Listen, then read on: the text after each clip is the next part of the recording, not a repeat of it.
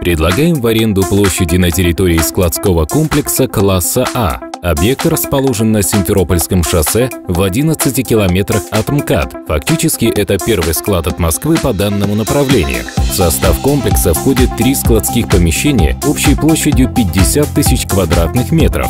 Также ведется строительство еще одного здания площадью 25 тысяч квадратных метров. Ввод в эксплуатацию планируется в 3-м квартале текущего года.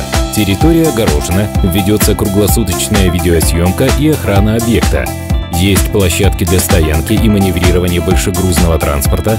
Также предусмотрены парковки для легковых машин. Рабочая высота на складе 12 метров. Пол бетонный с антипылевым покрытием. Доки оборудованы под разгрузку-погрузку Еврофур.